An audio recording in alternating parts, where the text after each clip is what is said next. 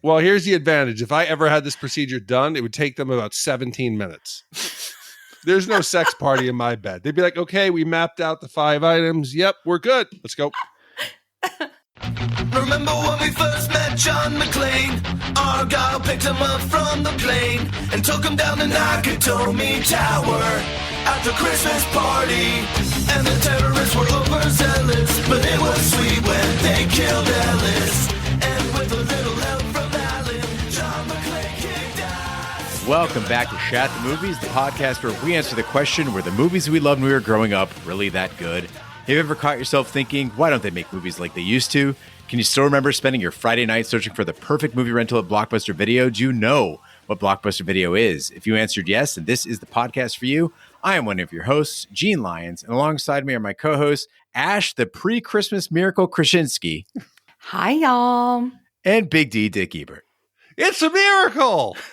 Each week, we take a look back in time and decide if our favorite films still hold up. The movies we cover are chosen by you, the listeners, who generously commission the films you love. If you'd like to see all the movies we have covered, will cover, or want to choose one for yourself, please visit shatpod.com and have a look. At the end of each podcast, we'll provide you, the audience, with the number of wipes each movie takes to get off your respective butts. So thank you so much for listening. If you have not already, hit that subscribe button and share with a friend. It's how we help the podcast grow. Additionally, subscribe to our sister podcast, Shat on TV, where we review TV series such as Westworld, Taboo, American Gods, Game of Thrones, True Detective, Lovecraft Country, and Watchmen. Find all the information and past episodes at shatpod.com/TV. And finally, if you'd like to hang out with us live, you can follow and subscribe to our Twitch channel, shatpod.com/Twitch, and our YouTube channel, where we play video games, host watch parties, and edit this podcast live. All that being said, Big D, what movie are we reviewing tonight? Gene, before I talk about the movie, I just got to address, there's a lot of fake news out there today, people. And one of them that I had heard recently was a question whether or not like certain magical characters exist, like the Easter Bunny or, let's just say the Tooth Fairy or Santa Claus. I recently wrote Santa a letter just hoping. I was like, you know what, dear Santa, there's one thing I would really love for Christmas this year. I put it into a little envelope and I sent it off. And Gene, a Christmas miracle has happened. I cannot believe it. Big D, watching tonight's movie a few weeks ago, I was just thinking, there is no way that we're going to be able to pull this off. There's no way that we're going to make this right. But the only way to do this movie right was to have Ash on the podcast. And I don't know that Christmas magic, man. You must have it in good with Santa. I do. So Ash, we're glad to have you back. And this week, one of our great listeners, Mark from Minneapolis, Mark said, you know what, I could do a movie, but how about 2 or even 3? So Mark has commissioned, with the exception of the Christmas film we've got coming up here in a couple of weeks. This is the month of Mark, essentially. And tonight will be Mark's first entry into the trifecta, into the holiday season. So thank you very much, Mark.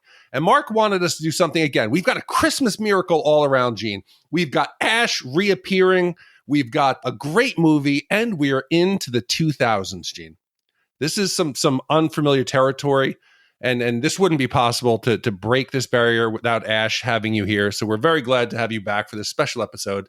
And he asked to review the 2004 science fiction romantic drama, Eternal Sunshine of the Spotless Mind. Well, it's about time. I mean, the 2000s is something I was pushing for like years. So I'm pretty excited here.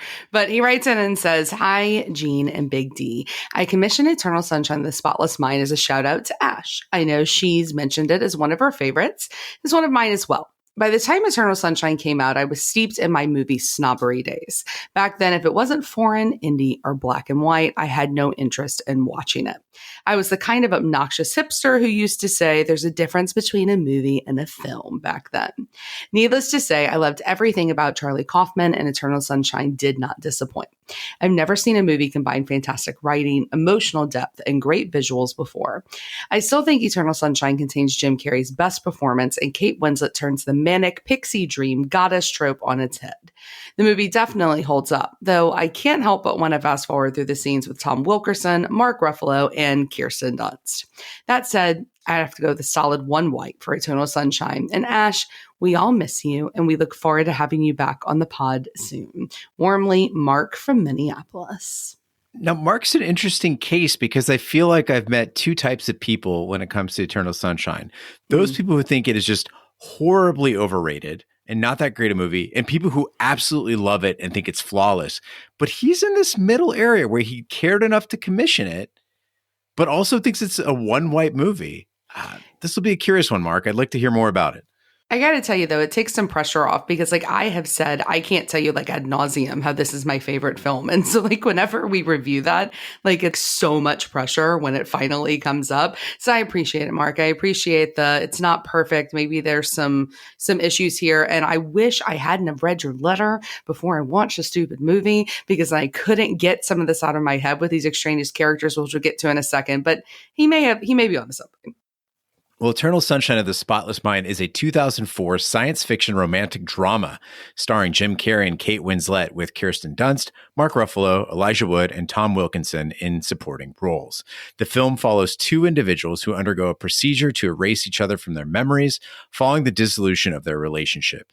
It uses elements of psychological drama, science fiction, and a non-linear narrative to explore the nature of memory and love. This artsy film was a box office success, grossing $74 million on a $20 million budget, and was named by the American Film Institute one of the top 10 films of 2004. At the 77th Academy Awards, Pierre Bismuth, Michel Gondry, and Charlie Kaufman won the Academy Award for Best Original Screenplay, and Winslet received a nomination for Best Actress. The film became a cult classic in the years since its release and is considered by many critics as one of the best films of the 2000s and one of the greatest films of all time. So Big D, Ash, we always ask what your memories are of the movie we're covering. Tonight, it is Eternal Sunshine of the Spotless Mind. And Ash, as this commission was dedicated to you, I think you should do the honors of kicking it off. So we are in a very important time in my life if we're going to be here in 2004. I'm a junior in college. I, am in love, really in love for the first time with my college boyfriend. And I remember so distinctly going to see this movie for the first time, the Britannia Theater on Britannia Street in New Orleans. A group of us all went. And I remember being obsessed, like you're talking about, Gene, right? Hit or miss. I was in from the first time I saw this movie. And I asked my then boyfriend, I was like, oh my God, what'd you think? And he was like, it was weird and dark. And when we broke up, exactly 1 year later, I rewatched this and remembered this was the moment I knew maybe we weren't going to work out, was his response to this movie, because I was devastated and I had my broken heart, and I was like, okay, but I'm going to find somebody who gets this and who gets the type of love that I wanted. And also it coincides, y'all have talked about the first time your heart was broken. This was it for me, right? This was my Joel Clementine relationship. The very first time I ever felt that abject, just depression from a breakup. And I cannot overstate my love for this movie. Now I'm 40 years old and still love it. It's by far my favorite love story of all time. So I'm fucking thrilled to be back for this one. I have so many questions already. One, Please this ask. was your first severe heartbreak? Was all the way in college? All the way, yeah. Because my high school boyfriend and I, it was very mutual. I didn't really have anybody that I was in love with, no, until my college boyfriend. We were together for 4 years, and I was in love. And it was the first, I was in puppy love before. It was sweet love, I'm going to die if we're not together type love. And follow-up question, I know that in New Orleans is sort of a swirl of the subcultures, right? Where you could have somebody who's a jock, but also very artsy. You can have people who are swamp goths. You can have all kinds of things. What group did this guy fall into? Oh God, now or then? Jock. No, it was not a jock at all. No. We were both on the newspaper together. So we were huge nerds. No, he was a big nerd, a little straight laced for me. Also, probably another reason we didn't work out. But also, foreign. He was European, which is a whole subculture in of itself. Yeah. Wasn't It French, was but dark. I did not get it. No, he didn't get it. It was weird and dark. Well, I was weird and dark, right? It meant he just didn't get me. Well, Ash, much like you, this is a very significant part of my life. And for the podcast, this rare trip into the 2000s, which was brought on by your love for the movie and our generous commissioner, takes us to me being just a few years out of college, first big job at a newspaper. I had just gone through a horrible breakup. It was my first breakup in California as a working professional. And we did that weird thing, which I do not do anymore. It's the still painfully hanging out as friends phase. Ooh. Where, no, yeah, like I can totally help you move and find a new apartment. And you're seeing somebody new? That's cool. I hope he drinks the beers that I left in your fridge, you know? Oh, no. So Eternal Sunshine at that moment, it hit like a hammer. And what it did was it actually motivated me to give the relationship another try. Because I was like, well, if Clem and Joel can make it work, that's how I saw this movie in 2004. I thought they made it work at the end. Then so can we. And surprise, surprise, it did not work out. So kids, if you watch this movie and you don't get it, get this. Run. Just run. Okay, so I'm going to be the odd man out here. I see it. It's already taking that long. This film, it is oddly close to my heart, but not for any of the emotional reasons that you two are mentioning. I did not have a breakup. I was not sad. I was not heartbroken and just melancholy, listening to my Smashing Pumpkins and wishing for somebody to come back. But I felt close to it because of familiarity with the area. In 94, I was in college in Long Island. We were 70 miles from the Montauk Lighthouse. So we used to go out there. We would hang out. So this movie felt personal. It felt very familiar, like it was meant for us. And there is a sadness and a melancholy that accompanies the Northeast and New York. Every time I go north for Thanksgiving, I feel it. There's a darkness and a grayness. Whenever we do Stephen King, he describes a feeling you get when you enter the main town. You could feel it's under a shroud of something. That's what the Northeast feels like. It's gray for months. It's sad. You feel isolated. You become like physically and emotionally, you're just hibernating. And this film does that for me. I don't think this film works any other place than in the Northeast. And going back, it is a great film that I don't think at the time I connected with emotionally, but today, as an adult, as a senior who got an AARP invitation, I can say I enjoyed it more. Would you say winter in the Northeast is weird and dark? I'd say it's depressing, gray, and just ugh. What you just described sounds amazing to me. I know. It sounds like what I would love cozy, every day. read some books, like never have to talk to anybody for several months. It sounds like my Christmas miracle. Yeah. That's what you got to get for Ash next Christmas there, Mark. Yeah. Mark's in Minneapolis being like, tell me about it. Yeah. No, Mark is probably like, what are you complaining about? You don't know winter. You don't know anything about winter. Hey, it's 48 degrees here, guys. This is dead. This is dead winter right now, but I would take that gray any day. Let's hit the trailer. I'm Clementine, by the way. I'm Joel. Hi, Joel. No jokes about my name. You like? You look like a tangerine. I want to be a great, big, huge elephant. You're trying to figure out, did I have sex with someone tonight? Isn't that how you get people to like you? Here at Lacuna, we have a safe technique for the focused erasure of troubling memories. Is there any risk of brain damage? Technically, the procedure is brain damage, but it's on a par with a night of heavy drinking. Nothing you'll miss. I'm in my head already, aren't I? That baby's history. It's all being wiped away. They're erasing you, Clem. You'll be gone by morning. Whoa, careful. Come on, step back. Roach the guy. I loved you on this day. Please let me keep this memory. The eraser guys are coming here. Wake yourself up. We're working like gangbusters. I'd be somewhere deeper. Can you hear me? I don't want this anymore. I want to call it off. He's off the map. Seem to have lost him for a moment. Oh, dear. I'm so sure.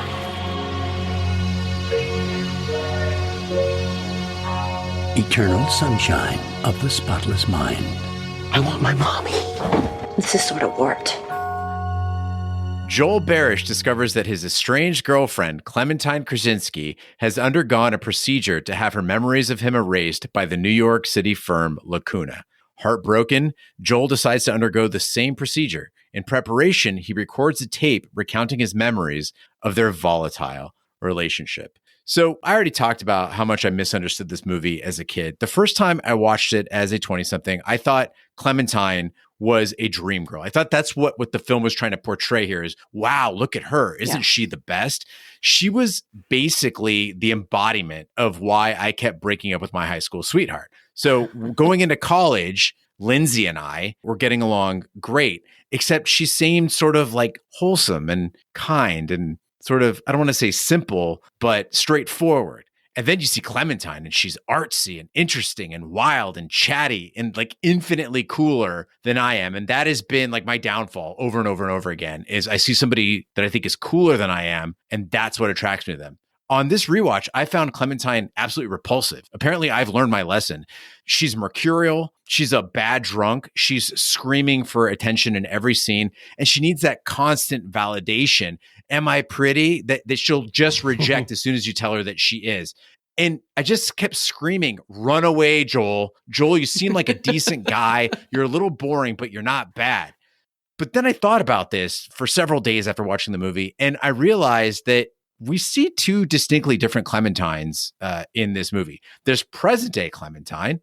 And by the way, she's had her brain fried by Lacuna and she's been fucked with by Patrick. So anything that might come out of that is not entirely her fault. And then we get the Clementine of Joel's memories. The majority of this movie, what we're seeing, it's only Joel's side of the story. It's what he remembers about her and not the true Clementine. So maybe she's not all that bad. Yeah. Yeah, I mean, I told you before recording, like you literally made my head explode when I read this in your notes because I hadn't ever thought about that before. And then I started thinking about like my own history of breakups. And I don't know about you guys, but I obsess about things after a breakup. Like I replay like every moment by moment, frame by frame in my mind of like our entire relationship. And I have this deep-seated fear about the narrative that's being spun that I can't control. So like, what is that other person telling their friends? What is that other person telling like future partners or like anything like that? And then I realized like, oh shit, like this is exactly what Clementine's going through, right? Like it's my worst nightmare that we're experiencing like someone else's heartbreak that I'm being blamed for only from their point of view with like none of my side of the story at all. And that's terrifying and so real and makes complete sense why she gets more and more, acceptable and like easier to deal with throughout the movie. Yeah, Ash, you and I were talking about Taylor Swift songs and Tori Amos songs before this recording. And one of my fears as a young person, like as a guy, was to be that guy in the song, right? Yeah. Because you have no control over everybody's listening to that song, like that fucking guy. Like, you don't know that guy. That guy's probably not that bad. And I never wanted to be that guy. So I've got two real fears. One is if a kid tells me about aliens and ghosts and I don't believe them and there really are aliens and ghosts, then everybody thinks I'm a dick. And two is being the bad guy in a Tori Amos or I guess Taylor Swift song. See, but you definitely have been that guy. Oh, yeah. You can't fight it. And your point here is right on, Gene. Just like Ash said, it made me go, wow, I didn't even realize that. And recently, if you follow the podcast, I've gone through a little bit of a weight loss journey. And I had a change in that. When we had a rough patch, okay, and I lost the weight, I realized that my insecurities had subconsciously impacted negatively the way I perceived things that were being done to me. We don't even notice it. Sometimes it is so subtle. So I don't think that you could even notice the way that your everyday situation is impacted. It could be such a subtle change in the way that Clementine is, but there is a difference. I mean, but I would run away if I met a girl on the first night and she shows me her potato collection and she says we're going to get married. Those are warning signs, but the rest of them could very well be Joel's insecurities. I mean, I thought the potatoes were kind of cute, right? Like this is very classic for this time period. No. Just like a guy should hide his Star Wars collection until the second date, the potatoes, you gotta put them somewhere. Look, there aren't, Big D. But the point is, like, again, like, you're not going to see that in 2023. Like, this is a very early aughts thing that's happening here with the character. And our amazing commissioner already mentioned it about the manic pixie dream girl. Like, this was something, it wouldn't be identified until like the end of the early, like, first decade of the early 2000s.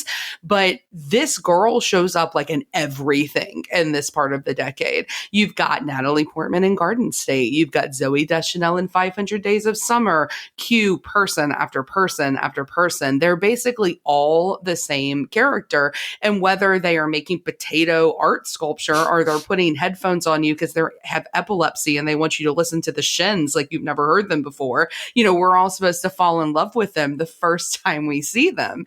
And I think that Clementine, while she's a great example of that, they all feel really insufferable by the time we get to today. And maybe it's because we're old now. right? Maybe we're not part of the manic pixie dream girl generation anymore, but I was pretty obsessed with them. I wanted to be like her. I was like, oh, why don't I dye my hair more colors? Like I was, really criticizing myself when watching characters like this. But watching it today and reflecting, I think what's really amazing about Kate Winslet here is that both she and Jim Carrey, they're much older than your typical manic pixie dream girl and guy who falls in love with them.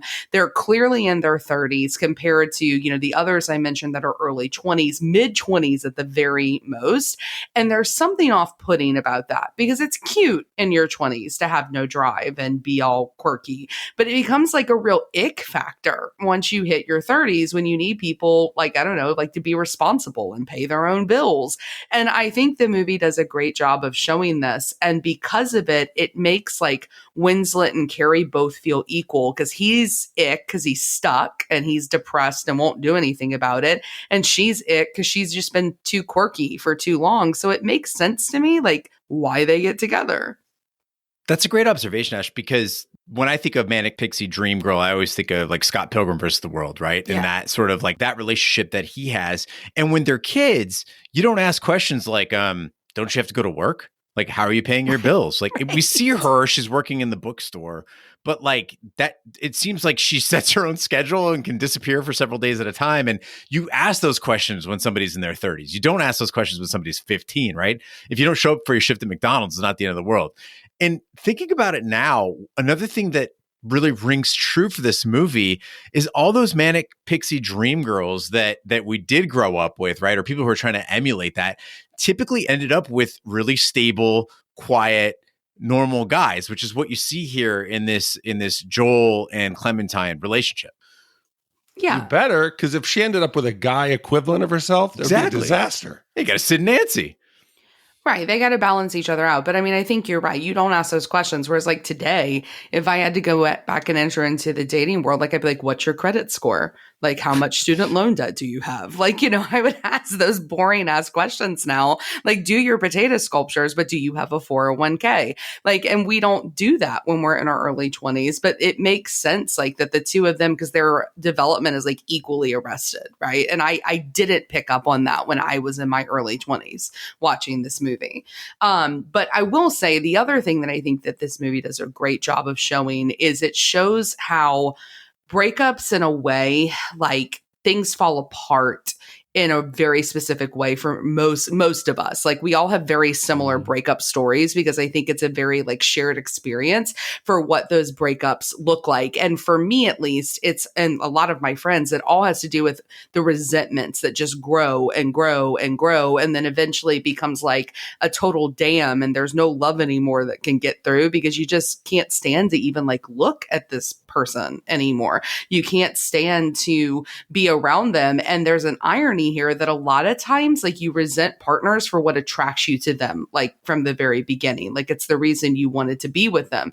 So Joel sees so much of Clementine and, he wants something new and he wants something to take him out of the norm because she's spontaneous and she's fun. But that spontaneity gets old really, really quickly when he doesn't want to live in that kind of like unknown anymore. And it's why I personally believe it's a life principle of mine that I do believe opposites definitely attract in the beginning, but they're often like the death of relationships in the long run because those opposites create those resentments. But I think also everyone goes into a relationship optimistic. You're excited by the opportunity, by the difference. So. But I'm saying you see this person and you think, wow, what could it be? She's so crazy. We could have fun. She could help pull me out of her shell. And you think it's going to go that way. And then when you realize what's underneath, for me, the disappointment was like the military. I joined it thinking, hey, this is going to be a highly proficient force. This is going to be competent professionals. And I found out they always weren't. And you get sad. He thinks she's a quirky, works in the bookstore, has these great adventures. And then he realizes her vocabulary is not great and she's reckless and she'll crash the car. And those things just lead to the resentment you said. And that's a silent killer. It manifests so slowly, you don't even notice it until you just start to become indifferent. And it's slowly like a callus. You don't care.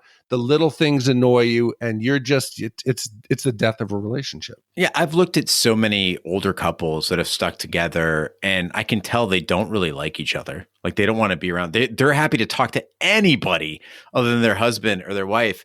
And you want to just say, hey, why don't you address the issues that you guys have, right? Why don't you like cut through the bullshit and have a real conversation with each other? But I understand that the deeper you get in a relationship, the more serious it gets, the longer that relationship gets, you start to self-censor. And there's a reason for that. And that's because you can't walk away anymore. It's very, very easy. It's low stakes to just tell somebody something, the truth, like just the harsh truth, and have the ability to just walk away. And that's almost a healthier way to look at it, because now I know for a fact, and I imagine you guys go through the same things.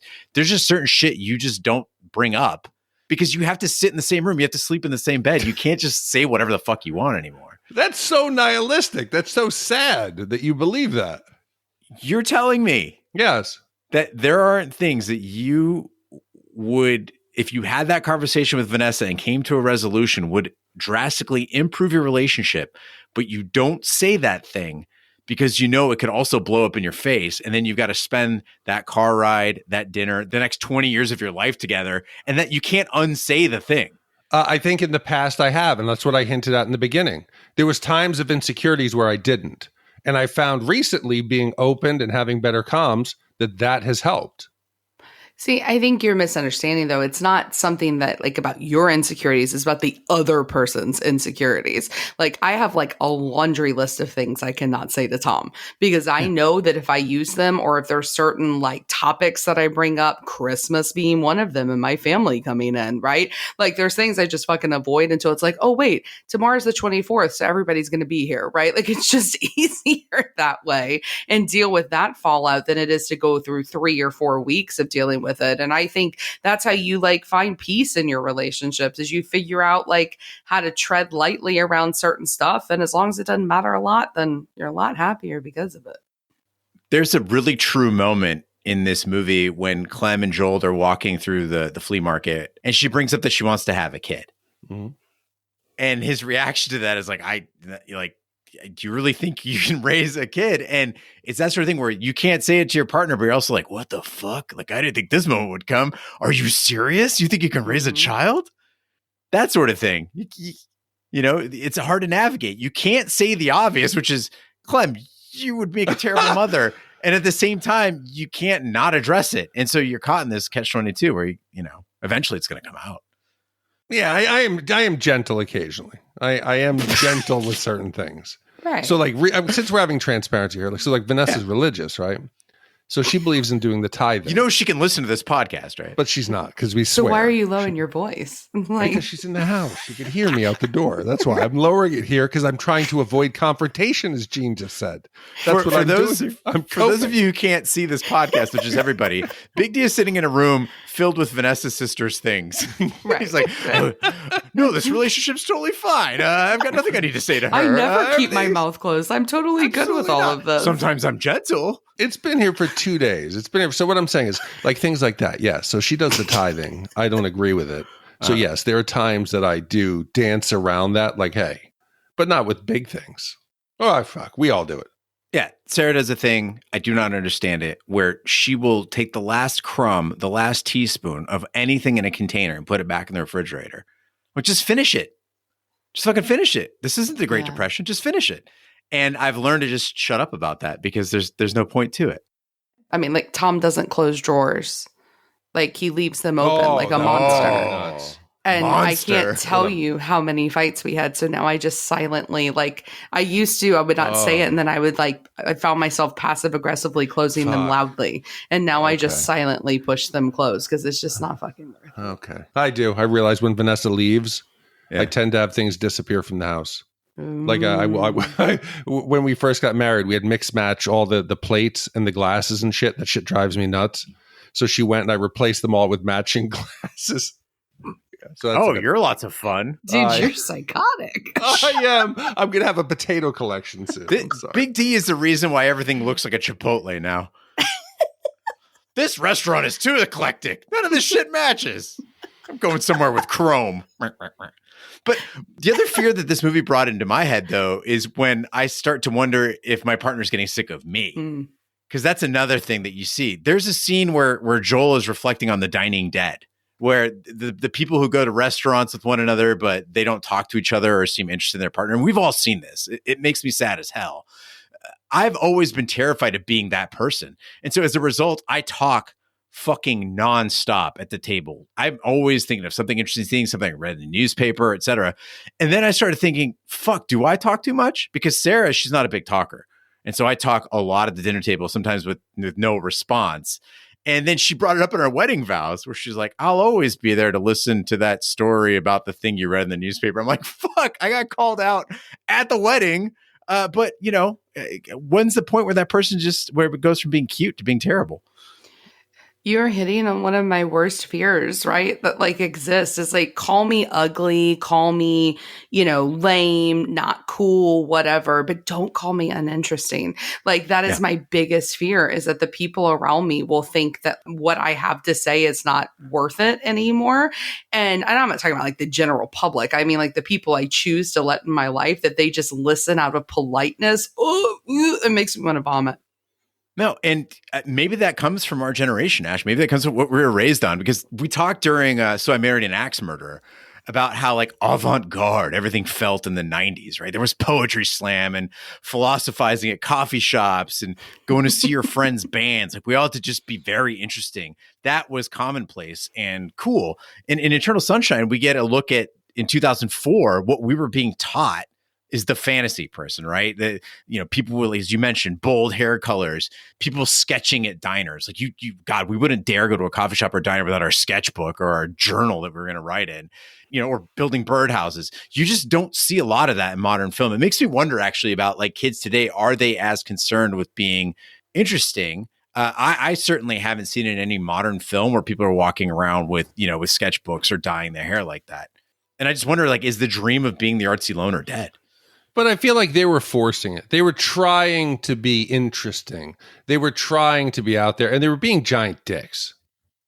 But I think we bought into it. I bought into it. I thought it was very cool at the time. Me too. Now, did you? No, I thought it was lame. Watching Rob berate his wife, I'm trying to make a birdhouse. It's fucking great. I don't care that you want to bring your RC plane to the beach on a windy day, Rob. Hold on. He has a defense there, because I took Rob to be just a giant stoner. And stoners can get away with that because it's just infinitely interesting. Whatever a stoner is doing, I'm like, really? Tell me more. No, he was a dick to his wife, and he was overtly trying to be interesting. Interesting people are the ones who don't actually try to be interesting, but are a bit eclectic. They own potato art people. Like, I mean, like that's the shit that they do. But I will say, I don't think it's dead. I work with a lot of young people, and they are all carrying around sketchbooks, and they still are, pining after things and listening to sad music that isn't Taylor Swift breakup songs. I mean, they still exist. It's just not as representative in movies, but they're out there. It's good to hear. Well, look, the Lacuna employees work on Joel's brain as he sleeps in his apartment so that he will wake up with no memory of the procedure. One employee, Patrick, leaves to see Clementine. Since her procedure, he has been using Joel's and Clementine's memories as a guide for seducing her. While the procedure runs on Joel's brain, the technician Stan and the secretary Mary take drugs, party, and have sex. All right, so I know that the story is about to get like very poignant and loving and beautiful, and we're going to talk about that ad nauseum, blah, blah, blah. But there's something I have to say about how terrifying the first part of this movie is for me. I have really terrible anxiety, and it specifically surrounds like this idea of not being able to control my body or control my thoughts, and it just sets me in a panic attack immediately. It's why zombies are so frightening, right? You can't control yourself. And when Joel is just laying there and he can't move, but he can hear the people in the room with him, and he realizes he's like both in and out of consciousness, almost like the sleep paralysis. It literally made me feel like I was going to just like rip my skin off. I can't imagine how frightening that would be. And then knowing especially that they're messing in your brain, like with your memories, like this is like the worst nightmare. And this is a genius move on the part of the filmmakers, because you add to that nonchalant, uncaring way the texts are behaving. Like that's done for a reason, right? That they're all having a party, they're all enjoying themselves while at the same time erasing this man's memories. And I know that medical procedures and emergencies are an everyday thing for medical professionals. Like you, Ash, like I get the sense that they don't care as much as I do because it's not a big deal to them, but it might only happen once in my lifetime for me. The idea that my mind and my body could just be a job to someone else, it's freaky. I would hate to be in that scenario. And somehow, though, I still make believe. Like I go into every medical scenario pretending everyone is a complete professional. I was with my eye doctor recently, and she said, like, how was your Thanksgiving? And I said, it was great. I'm excited for Christmas. And I said, how are you? And she started just telling me about her divorce and how her husband and another eye doctor had left her for somebody else, and that they were splitting up and stuff. And I'm like, you're the eye doctor. You don't have problems. I have problems. That's why I'm here with you, the doctor. It was freaky. And on that topic of breakups, Eternal Sunshine does a phenomenal job of showing the pain of breakups. When we talk about this being a quality film, it's how evocative it is of these emotions. Jim Carrey, I mean, he took me there. In the scene where he's driving around crying, it hits you like out of nowhere. And then they move even deeper into the pain of the breakup when they start showing the clearing out of keepsakes from the relationship. And that to me is one of the hardest parts. You see the photos of yourself together, the gifts that they gave you, like souvenirs from trips that you took together. And I'm glad that I'll never have to do that again, but I will likely lose a pet in the next few years. And I feel like those feelings are very similar, that you have to do that clean out of their stuff. And I wonder, like with you guys, do you have any items that you've kept from past relationships or pets where, I know Big D, if it doesn't match, you get rid of it. But for the rest of us, people with hearts, like, are there things that you just can't bring yourself to let go? Yeah, I mean, this is not going to surprise anybody that I would do this to myself, but like I would reread the letters that like they wrote me, and I would like force myself to do it. Like I would sit there and read them over and over again until like I didn't feel anything anymore from them, so that I could get rid of them. But for me, more than like mementos, it's always been music. There are these moments of my life that are completely broken up by when I discovered artists, or I discovered songs, or I experienced a song in a moment. And there have been like years after breakups that I've not been able to re-engage like with that song or with that artist, because it's just too painful. Because there's this awful thing that happens where when you're really in love with somebody, that breakup happens, it's like you have to like remake your whole identity in a way. It's like you've lost this life that you had, and you have to start from scratch again, and all of the things you loved then feel tainted. And that's my least favorite part. And they do such a good job of showing this, that like everything she touched in his house is a reminder that he has to clean out. Holy fuck, dude. You just hit on something that I hadn't even thought about, which is my Spotify liked songs. If you go back through my Spotify liked songs, you can literally tell what relationship I was. Same. Based on what the fuck I was listening to. Yikes. I got rid of everything but that, I guess. Yeah. You guys are such interesting people. I've realized that we're weird and dark. Maybe I am just emotionally closed off, because I don't. I mean, I've always been like a collector of photos. So like my photos, history going back to my first digital, I care about all those. And I used to, in my younger days in the Army, I used to have, this is pre-texting and sexting and nudes. I did have an intimate collection of photos that I kept, including New Orleans. And oddly enough, when I met Vanessa and started dating, Gene, you had a question? Yeah. Is this like, oh my God. Is this like Hellraiser intimate photo collection? You're like Frank? Is it? We're going to find them in a mattress in your attic one day? Are they Polaroids? More graphic than Frank's. More graphic than Frank's, yes. Because this is back in the day where you had to develop stuff. You had to find a cool, like, local printer who would do those things. No, you didn't. When You Frank's could just photos take them were with to the like 1 Thai hour. lady boys or something. Oh, no, I'm not saying Thai lady boys, but they were erotic. I mean, like my girlfriend at the time, she deployed to Iraq, so she would send photos, adult photos to Hot share. desert image. Hot desert, sandy. Yes, self-stimulation. But oddly enough, when I met Vanessa and we started dating and all that, it was the time where I felt okay to let all that go. Because you should have. She might find it. Because you might find them.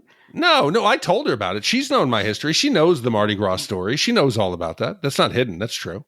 It was when the police had pulled me over that I decided it was time to dump the body into the river. No. There's a big difference between like hearing about a Mardi Gras story and seeing like developed photos from that Mardi Gras story.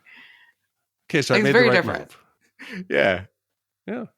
We're interesting people. You guys are We're interesting people. I mean, I had photos like that too, for sure, but those weren't the things that I had trouble getting rid of. No, but you guys are like, I'm emotionally connected. I would reread the letters in my playlist. You guys are so connected. I'm just... You mean have hearts and feelings that were very powerful, that made us very emotional people? Well, here's the advantage. If I ever had this procedure done, it would take them about 17 minutes. There's no sex party in my bed. They'd be like, okay, we mapped out the 5 items. Yep, we're good. Let's go. What about Toby? No, I loved Toby. It's like Vanessa's like. Yeah, but do you have any of Toby's? Do you have a collar or paw print or nothing? Nothing. Nothing. Food bowl? Nothing. Sonia's I have his memory. Toby's with me. my... Toby's in the backyard. No, he's with Sonia's me. ashes sit on my fireplace. It's just like Emma's. We have in the garage Emma's like car seat and stuff, and some of her toys, because Vanessa ties those objects to the memory. To me, it's a chain. It's something that bogs you down, and you're living in the past. It's an object that you would betray if you got rid of it. To me, it's like the people. The memory is in my head. It's like the people who walk around like these beautiful places with a camera in front of their face, taking pictures. Photographers? Shut up. You're not enjoying it as much as if you just went there, stood for a minute, and soaked in it. All right. Fuck photographers. Joel re-experiences his memories of Clementine as they're erased, starting with their last fight. As he reaches earlier, happier memories, he realizes that he does not want to forget her. His mental projection of Clementine suggests that Joel hide her in memories that do not involve her. This halts the procedure, but Stan calls his boss, Howard, who arrives and restarts it. Joel comes to his last remaining memory of Clementine, the day they first met on a beach in Montauk.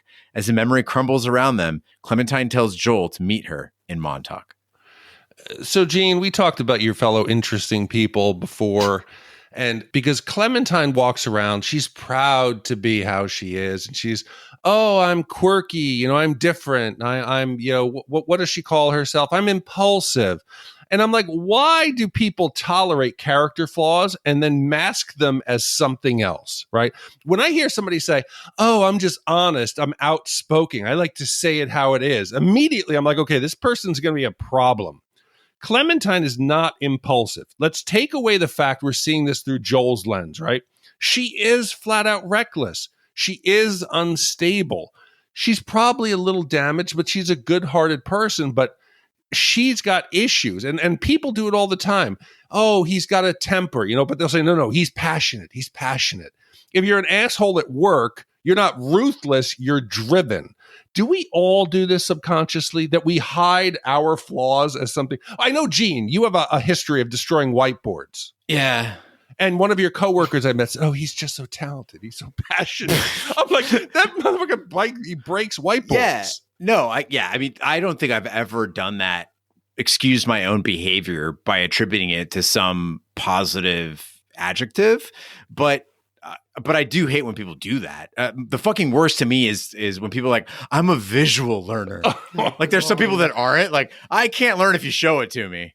That's going to fuck everything up. Just tell me I got to keep my eyes closed. Or like, I'm a type A personality, so that's just, how I am. It's like, no, what you're identifying is that you have difficulty learning without a visual tool, and that you might be a little bit high strung, which are both okay, but let's not call those strengths, all right? Well, it's like once they, categorize it, it's like you have to forgive them for it, right? Like it's like they're giving, they're trying to get permission to, and I also hate it though too when like people try to do it back to you though, where they'll be like, oh well, you must be very type A, or are you OCD, which is like, no, I just want shit done on time, right? Like, so either way, it drives me crazy. But I agree with you. Clementine is a little gross in that way, for sure. Like, I think that a lot of women like her, they convince themselves that they are impulsive so that they can make excuses for continuing to make like last minute decisions or not getting things done. And it goes back to everything we said earlier, which is like, it's cute at first. It's like, oh, she's never on time. And then you hit 40 and like nothing I find to be ruder than when people are late. Like, it is the thing that like I hate the most in the world, when I'm sitting there waiting for somebody else. And Clementine, you'd be waiting for forever. And adding to the list of complaints about Clementine, she also has to have those conversations exactly when she wants to have them. Again, there's no patience, there's no understanding, there's no compartmentalizing. I don't know if you guys have ever dated like the no, we can't talk about this later type.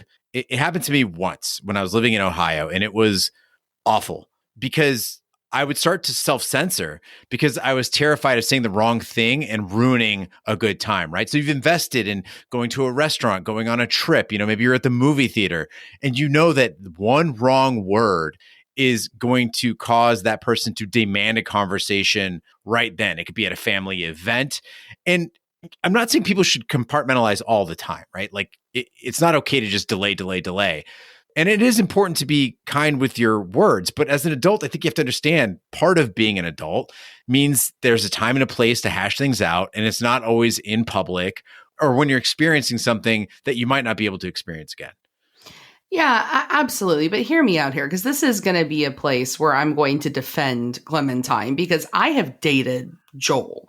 I am in a lot of ways married to Joel, the person who never wants to talk, like always wants to avoid it because they are so conflict avoidant because of like trauma in their past. And I'm not saying that's not like legitimate, but it makes things very, very difficult to be with that person. And there are times when like I've demanded like, no, we're talking right now at this moment because I've not been able to get you to communicate on it for, extended period of time. And I agree. I don't do it in public. I did it once. We got into a fight on a hike. It's a long story. So I did do it there. But other than that one time, like I do understand like not demanding it there.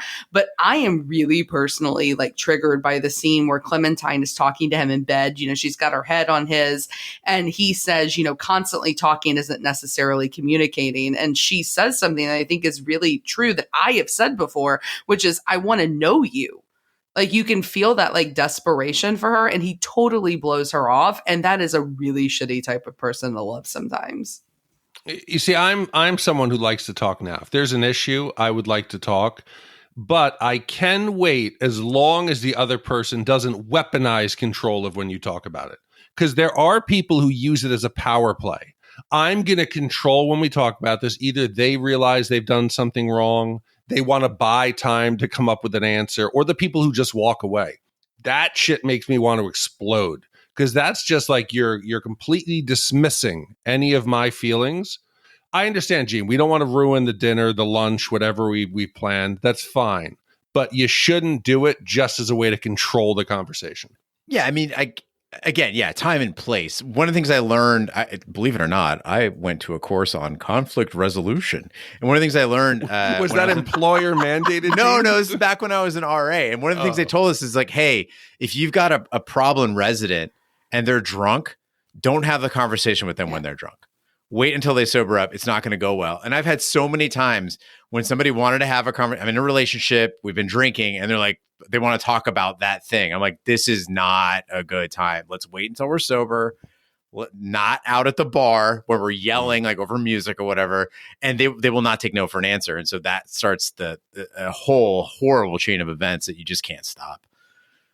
But I will say, I'll throw something in here that may be something that's worse than any of that is, have you ever been with a person who won't talk about it right then, but then goes away and then like rage texts you or like sends you like a really long, like angry email with all of their thoughts? Because I think that's worse than any of the things that y'all have talked about. Because then like you have no way to respond because it's just all in writing. That by far is much worse than what Clementine does, in my humble opinion. No, I've never had that. I've always had actually kind of the opposite, where it was like things were kind of rough and then you get like a very sweet text afterward. I'm like, wow, that would have been cool face to face, like, but okay, I'll take it. Before you blew up at me at the Chinese restaurant, Clementine. Well, I will say that, clearly this movie is famous for the fact that it tells the whole thing in reverse. This is the big thing here. And I have to say, I was very kind of intrigued by this upon rewatch, because I have this problem where I tend to romanticize a lot of things in my life, and especially in relationships. I want to remember things in a positive way. And a lot of times I'll admit that maybe like it's not real, like the way that I'm remembering it.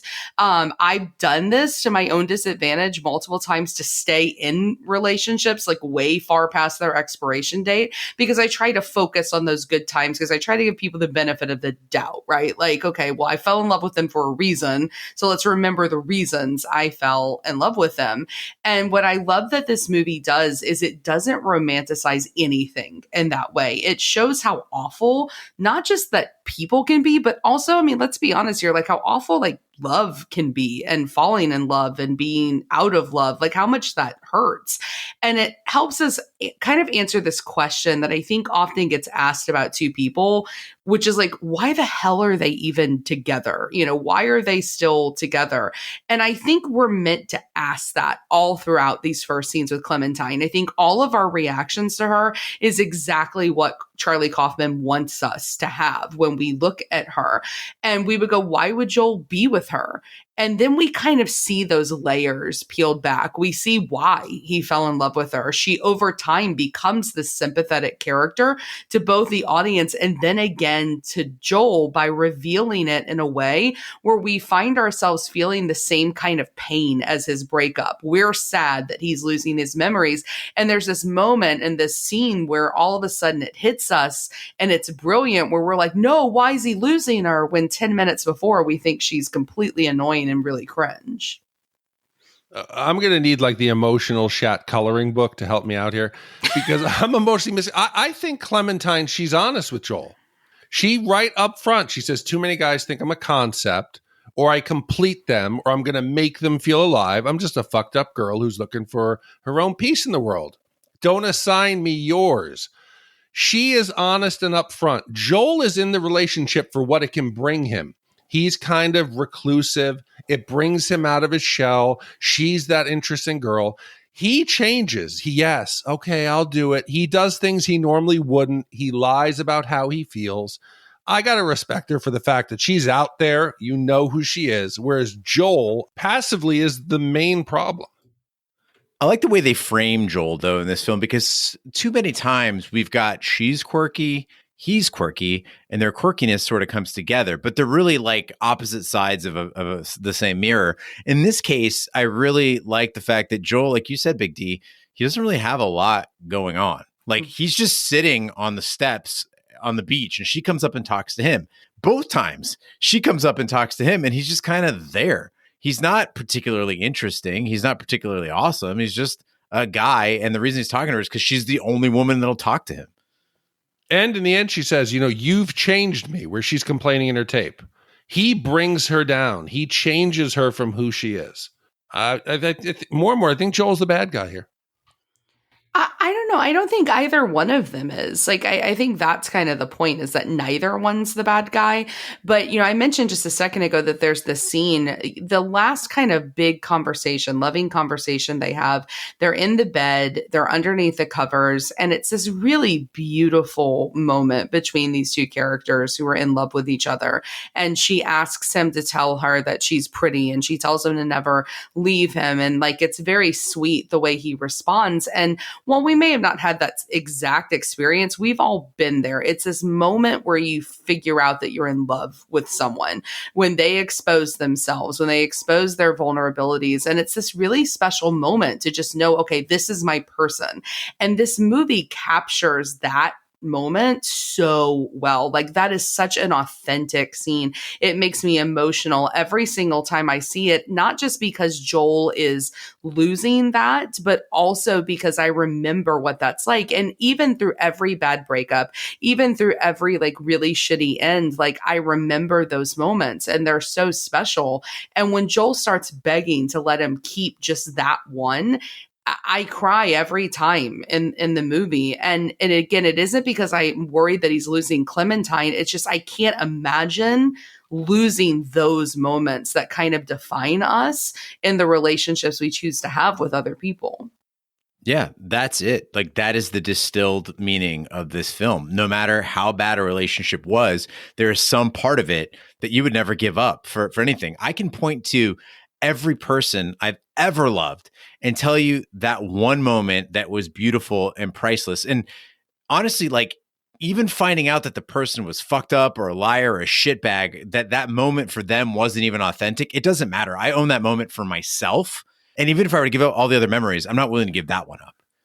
And I agree. Even me with my little heart was emotionally moved where this is all going to be gone in a moment. What should we do? Enjoy it. Yeah. I was to wake up my heart. Whew, the film's doing something. All right, father of the bride, we see you. In Joel's apartment, while Stan is outside, Mary tells Howard she is in love with him and they kiss. Howard's wife arrives and sees them through the window. Furious, she tells Howard to tell Mary the truth, that Mary and Howard previously had an affair and that Mary had her memories erased. Disgusted, Mary steals the Lacuna records and mails them to the patients, including Joel and Clementine. So at this point in the film, if you haven't seen it recently, Joel is he's getting the procedure done in his apartment. And he's realized that the memories are slowly starting to disappear of Clem. And his last hope is he's going to find the darkest moments of humiliation in his life where he can hide her. And this is not actually Clem. This is Joel's psyche. This is inside of his head and his memories. And he's thinking about getting caught masturbating or killing that bird. And there's a moment where Clem is consoling him. And you have to remember, this is Joel reflecting on his past. He's reflecting on the decisions he's made. He's re-experiencing things. Even the 4-year-old scenes were wild. Under the table with the forced perspective, you've got Jim Carrey in the body of like a 4-year-old, the legs of the parents running around. Fascinating. And I started to think, what would it be like if we could go back and psychoanalyze moments in our life, moments that have shaped us? How would we now go back and look at them if we had the advantage of time and experience? And they're doing now a lot with, you might know about this, Ash, like psychedelic therapies and trying to get people to open up and with not that you're I'm saying because you're a professional, not because you're into psychedelics. Right. You mean, all the mushrooms I'm taking on the weekends here. No. If I was talking about mushrooms, I would call King B, but I was just saying as far as the advanced techniques, let's say, for people. You're probably more knowledgeable than I am, but I think it would be cool to be able to analyze yourself and to get out there, because it seems to do wonders for Joel. He comes out of this, he's grown, he's progressed, and I think that helps him get to the place he is at the end. There was a lot going on in that scene where he's under the table. The need to be held by his mom, the attraction to the woman's legs and boots before he's sexually developed as a person, like the joy of the comfort of being bathed. And I was really worried that Jim Carrey was going to go a little too silly in those scenes. I saw him in the jammies and I said, oh, fuck, here we go. And he took it right to the edge of good taste, but he didn't cross that line. So kudos to him for that. Well, I heard that the director, Michael Gondry, kept pulling him aside and telling him to go less. Jim, slow it down. Go less. But simultaneously was going to the rest of the crew to amp it up. So it kind of threw him off. So I don't know if he did, but the fact that they're sharing cocktails before you're babysitting, Gene, the 70s were a very different time. I mean, it's the same exact way. I would never have friends over without drinking. Children make you drink. You should know that, Big D. Like, you're a parent. I know, but I'm not going to, hey, the babysitter comes over. I'm going to say, hey, let's mix a drink. It's not a babysitter. That's her neighbor. Yeah, but I thought she was going out. Oh, so they were actually, no, they're just dressed fancy because they're ladies who lunch. Like, that's what was different in the 70s. Like, people come to my house now in like yoga pants and like sweatshirts, but like back then, So, and speaking of Michel Gondry, I consider myself a pretty smart person.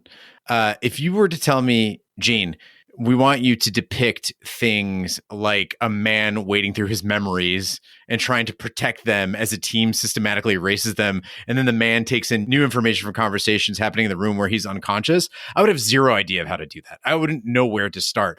And from the house on the beach flooding with water to parts of the scenes going dark or Clementine being dragged away by this unseen hand. Like this film just had my jaw dropped at the art of it and how they're making all these things, the imagination it took to make this possible and then palatable for what I would consider myself a fairly mainstream audience. Yeah, I don't know if we've ever reviewed a movie that has better lighting design than this one does, because the way they use lighting, like underneath the covers or like as spotlights, or to create like this sense of like fear and emotion, it's really, really strong. And I had to pause this a lot while watching it because of my kids. They were kind of coming in and out, and each time I did, I would look back at the screen, and like wherever I paused it randomly, it looked like a painting or it looked like a still photograph. It's absolutely beautiful. Including that scene where Mark Ruffalo's dancing around in his tighty whities. Absolutely. So I might be stretching here, but I kept feeling like Jacob's Ladder, because Jacob's Ladder was dark. You're a little off balance. You don't know it's almost like, Gene, I know you're a Fiona Apple fan. The Criminal video where it's shot in a dark room. Might have jerked to it a couple times. Yeah. Yeah. Where the camera, there's one light. You can't see what's going on around the edges. And they do the depiction, Gene. You're spot on. It is exactly how you would imagine it. When they're walking around, like the books are going blank in the library, or people are vanishing, they're kind of popping in Grand Central, or that repeated loop where he's out in the car and he leaves the car and then he's back in the car.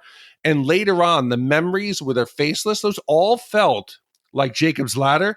But in Jacob's Ladder, it's terrifying. Here, just like all the doctor's equipment and the procedure, it felt very logical. It felt, you got the oscilloscope, everything felt, here it was like clinical. It was like you were having a hard drive erased and they were just popping out. It wasn't the same terrifying, but it was beautiful. And I think that's what makes the film so memorable. Joel wakes up, his memories of Clementine erased. He impulsively goes to Montauk and meets Clementine on the train home. They are drawn to each other and go on a date to the frozen Charles River in Boston. Joel drives Clementine home and Patrick sees them, realizing they have found each other again. Joel and Clementine receive their Lacuna records and listen to their tapes. They are shocked by the bitter memories they had of each other and almost separate again, but agree to try again. So, Big D, you mentioned during the Young Guns episode that filming out of chronological order only makes sense when it adds something to the movie. I think in Eternal Sunshine, it absolutely does. It's not just fancy for fancy's sake. When we first meet Joel and Clementine, we all assume as an audience that we're witnessing the beginning of their first romance. That's how movies typically start. Not their meeting after the Lacuna procedure has wiped both of their memories. But once we reach the end of the film, the beginning makes so much more sense, right? Why is Joel's car busted up? Why is Patrick react so strangely to seeing Joel outside of Clementine's apartment? And Clementine's extreme reaction to being called nice. Like, we think, wow, this woman's crazy, but you don't realize that she's got some triggers because her memory's been erased and then in some ways reimplanted. And generally, like, why? Oh, it just happened that the two of them ended up on this beach in Montauk. Well, yeah, if you know the whole story, it absolutely makes sense why they would be there on a chilly weekday for no other reason but they had an urge. Yeah, I think that we often forget that this is a very effective sci-fi film. It often gets remembered as a romance, but it's science fiction. And I can completely imagine that this tech will someday exist and they're going to make billions as a result of it. I know lots of people who would take part like immediately. Like our society today, that's the MO, right? We hate feeling pain. We numb everything. And what better way to numb the pain than by not having to feel it because it never existed in the first place? Would either of you do it? Never. Like not a relationship, but just a memory, just a specific memory. Would you erase anything? I mean, I have this deep belief that like everything has made me who I am. I would be so terrified that by removing an experience, I wouldn't be the same person anymore. Yeah, there's no moment. I mean, there's a couple I could imagine that I would ever want to possibly one day remove, but nothing. There'd probably be some home model, Ash. You know, you get the home version of this. It's like the out of office where people could do it. It would be a huge hit. And I think you're totally onto something, that people, they want to get numb. And I don't want, again, Gene, we're going to be the old people here, or at least I am. It seems today that there's like a little less accountability, that people seem today that everybody is fragile. Everybody's they're a victim, left and right, right? Everyone, the right, they're taking away Christmas, or the left, whatever they're crying about. Everybody today's a victim. Everybody's Human rights. Everybody's got. Well, listen, everybody's got a problem. They're coming for my guns. Everybody's got an issue here. That's the right again, though. And I think nobody's coming for your guns, Gene. Nobody's. No. I'm saying that's the right. What is the left whining about?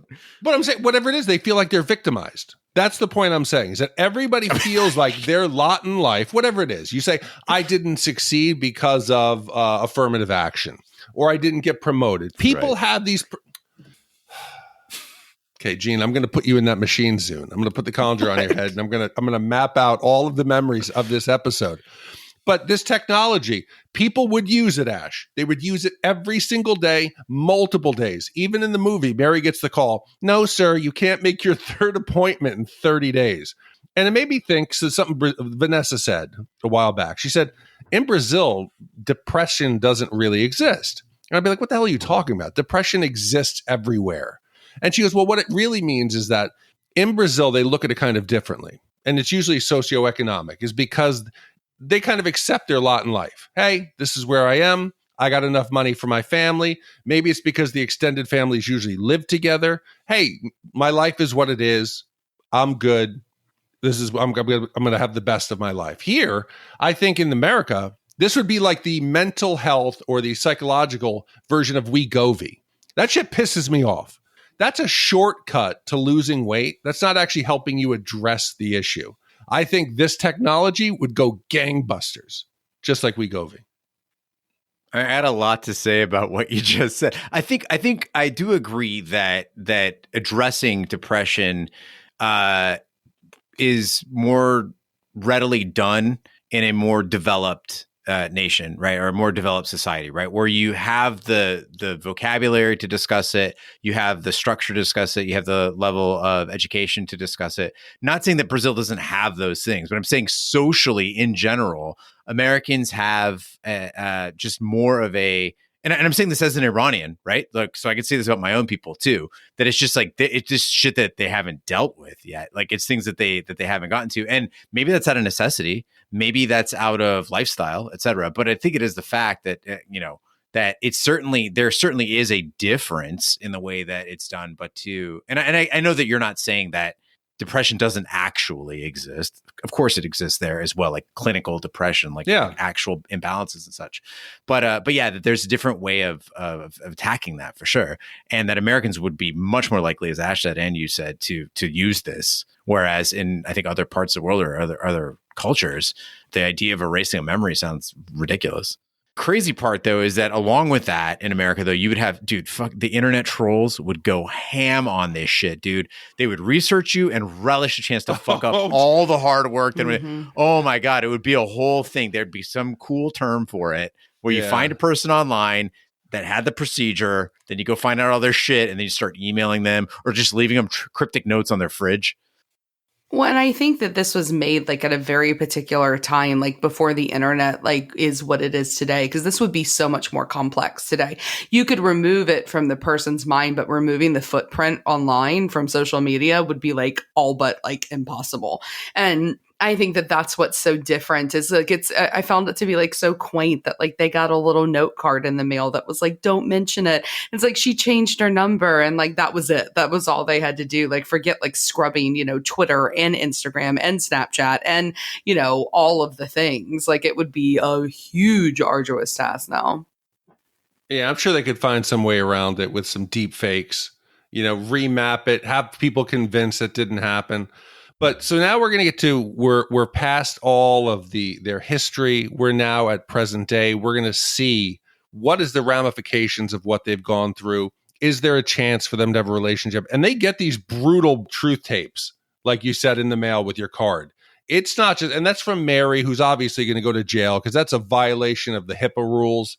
Big time. She is going to jail. You cannot send out medical records without their requesting them. You can't send these out. Who's going to get them? We don't know. It's going to cause some big problems that people didn't want to know.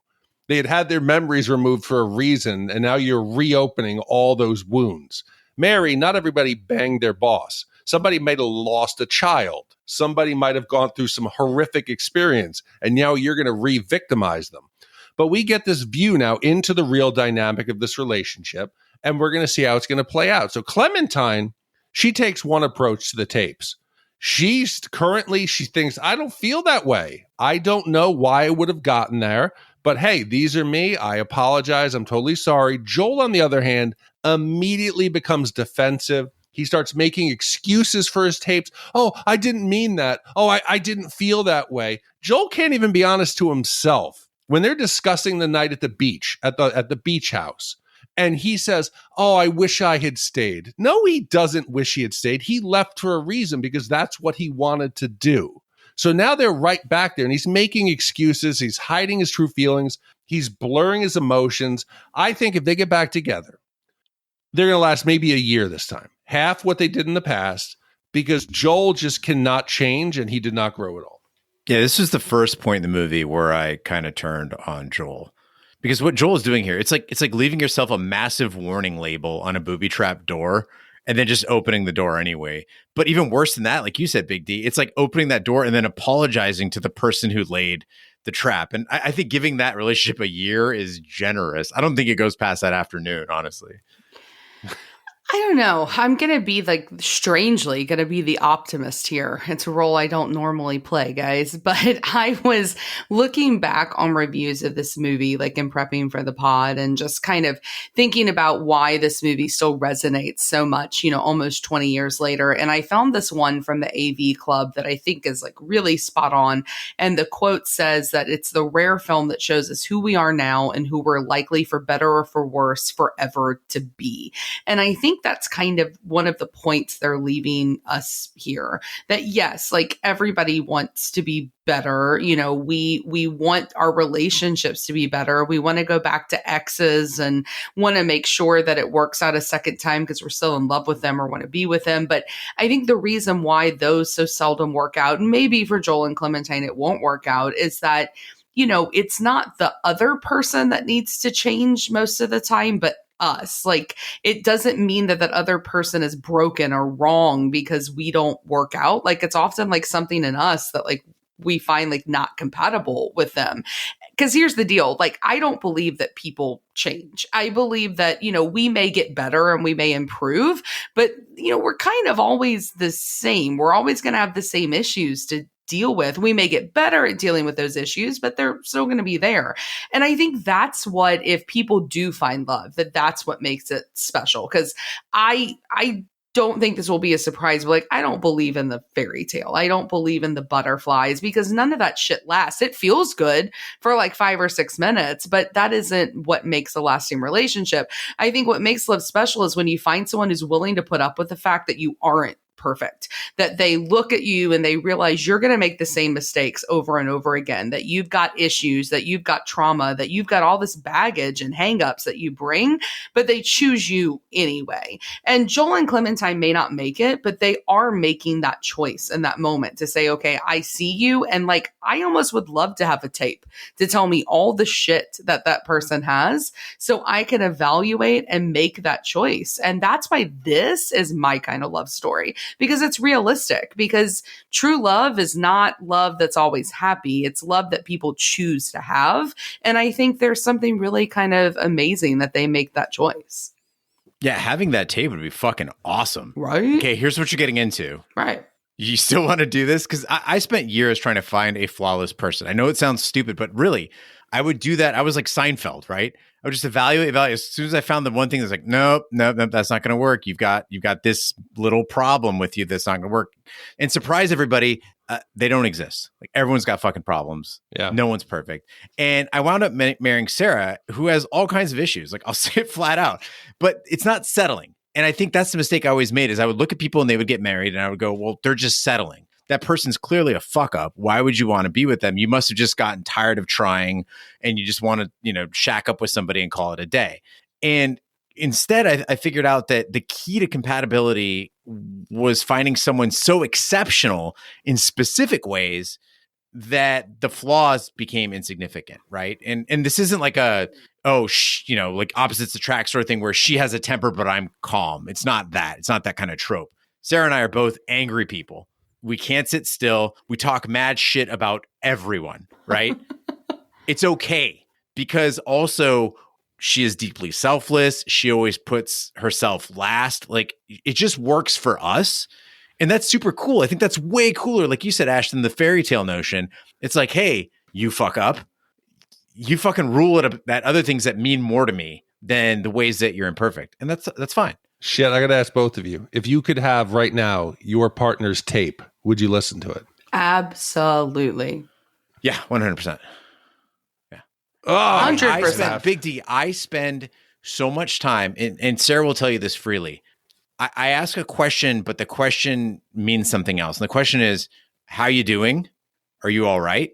Which really means, if you get down to it, is there anything I'm doing that is upsetting you? And one of the things I've always asked for from Sarah is just say, hey, when you are pissed off, just let me know right off the bat. Just, it's not you. That's so fucking helpful, because I always assume. Yeah, I do me. that too. I always assume if somebody's having a bad day, it's something I did. And like 99% of the time, it has nothing to do with you. And so I'd like to know, I would love to have a laundry list of the things that I get wrong so I can fix them. I also I think that that's also generational too. Like, I think our generation, like elder millennials and below, like we are such like a therapy centric, society now that we become better for it because we're so self-aware. And like, I can sit here right now and tell you everything that's going to be on that tape that Tom's recording. I bet you I word for word could tell you what he's going to say, but I would love to hear him say it to make sure there's nothing I'm missing, because like, I think that's what makes marriages last, is that not only can that other person put up with you, but that you know what they're putting up with. I thought it would be really, really cool to wake up when Sarah wakes up and go to bed when Sarah goes to bed. Because as part of the relationship, I thought that we should maximize our time together. And so normally I like to sleep in a little bit, but she gets up at 5:30 for work. And I was like, well, fuck, I should start going to bed at 10 and waking up at 5:30, making some coffee, spending an hour with her or so before she has to go to the office. Wrong. No, don't do that. Why? She wants to have her coffee in quiet because I won't shut the fuck up and hang out with the dogs. She doesn't want me anywhere around. She never told me that. I can see that. I can observe the fact that like she's kind of like body language is shifting away from me. She's not ready for a conversation that early in the morning. And it's like, yeah, it would have been helpful to just be told that. But thankfully, like Ash said, I'm so self-aware. I go, oh, fuck. But I guarantee you, I don't get it all. No. There's some stuff I'm not figuring out. And I can't let this podcast end. This came to me because we kind of glossed over the team of Patrick and Stan as techs. I need to ask a question of both of you. We analyzed with Groundhog Day whether Phil, what he did was wrong, manipulating his ability to go over time, loop after loop after loop, to try to seduce, I forget what her name was. Andy McDowell. Yes. Here, we get Patrick doing the equivalent of like psychiatric rape, right? Which of these two men is more despicable? So much Patrick. Yeah. So much Patrick, because he's using her trauma and pain to make her fall in love with him and creating more trauma. Oh, I think it's even, yes. And I'll go the fact that in Groundhog Day, at least the next loop, it didn't happen. So it's gone here. Yeah, this is. Yeah, Patrick's a bag of shit. Elijah Wood's adorable, though. So cute. Oh, Frodo. All right, well, now is the time in the podcast we give our Shat score for Eternal Sunshine of the Spotless Mind. The Shat score is our way of telling you how many wipes this movie takes to get our respective butts. 0 wipes is a perfect movie. It is having the best fucking night of your entire fucking life.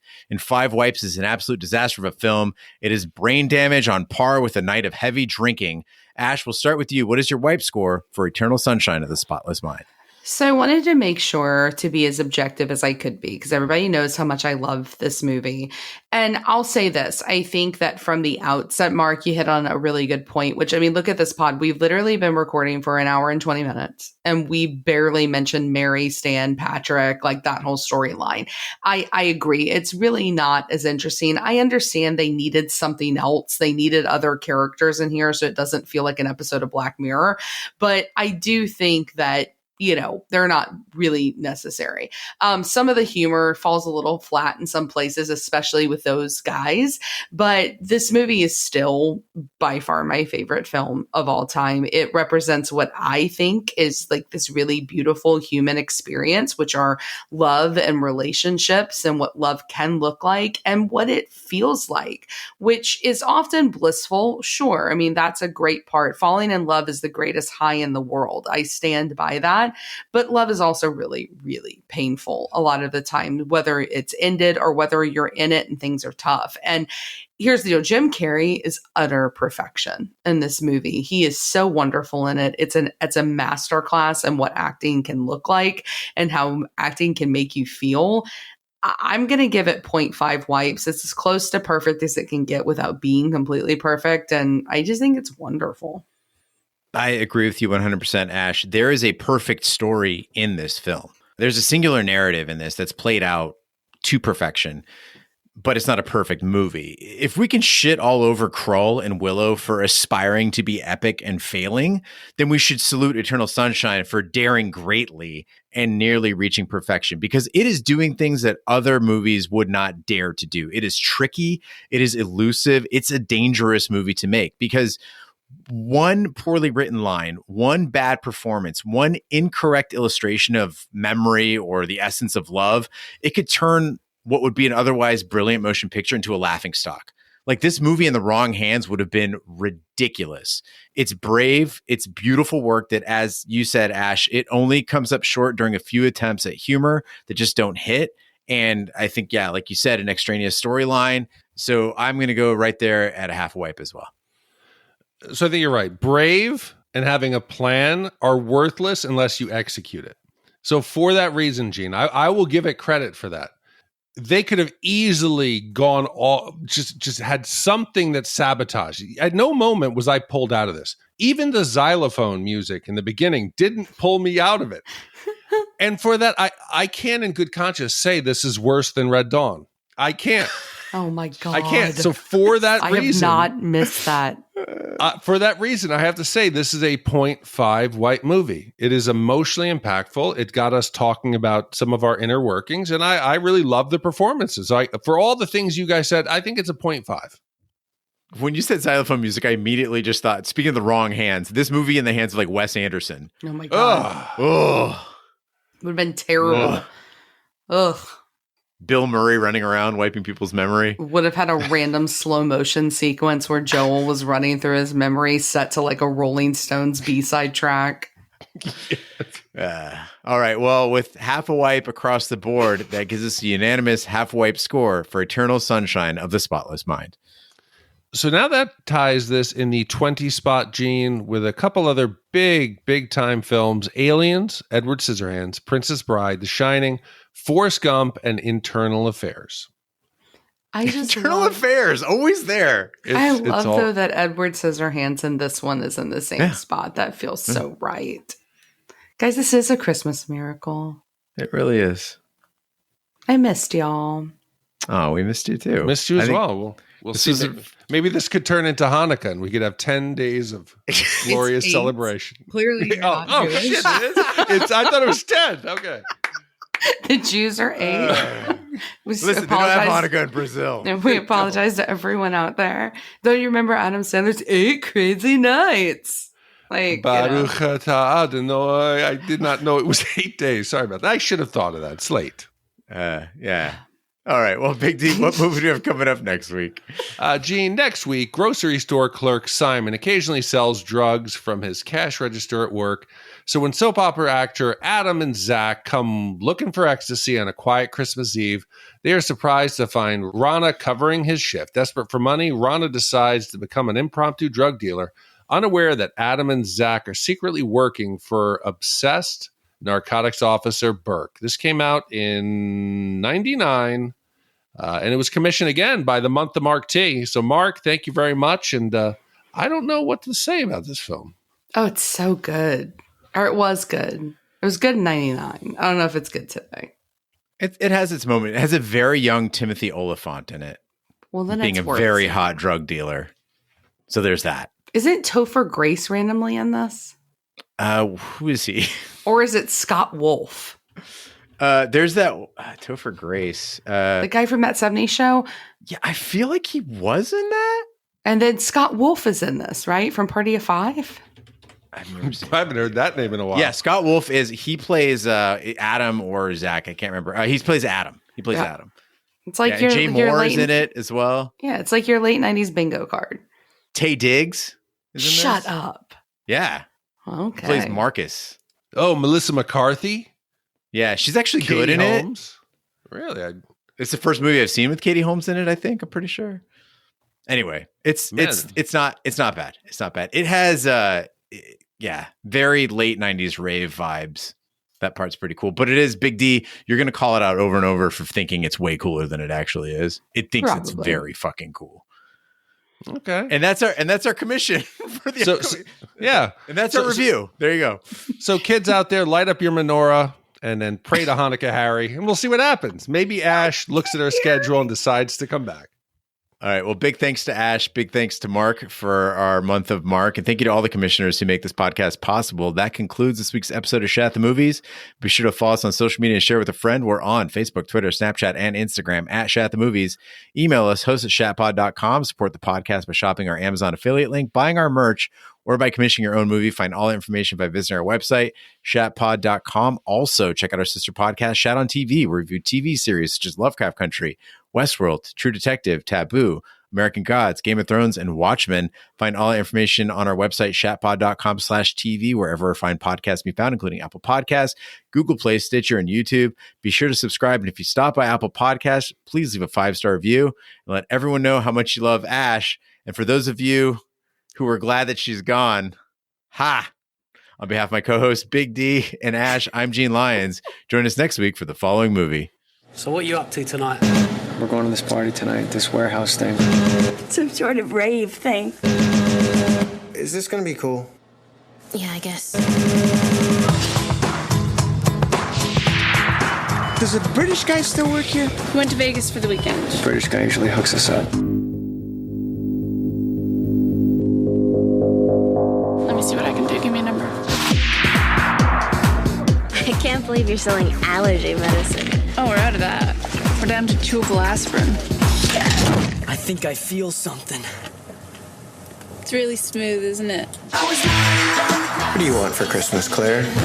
We just kissed a little, okay? Hello, he's a drug dealer. He's a good guy. Oh, he's the good drug dealer. Listen, I just want to make a deal here. Can we make a deal? Are you money home? Now watch what I do with his wrist. Heck, down like that, bump. You know, I watch all these cop shows, and they never do it right. Ever. Keep it close. There's an extra $10 in it for you. Get in the car. You stole a car, shot a bouncer, and had sex with 2 women? So now you're an entrepreneur. You shouldn't do this, Rana. Just drive. Well, if you gotta go.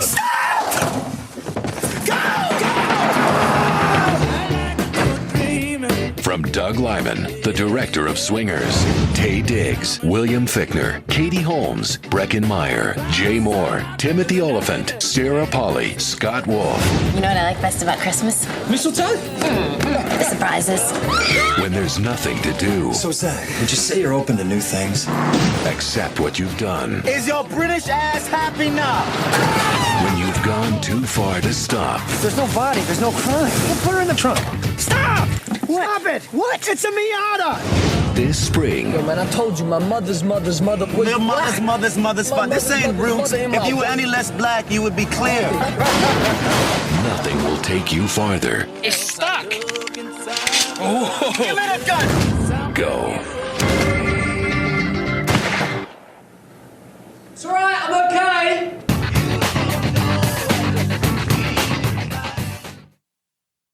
What's up, guys? Drop a like, smash subscribe, and hit notify to get all of our trailers before they drop anywhere else.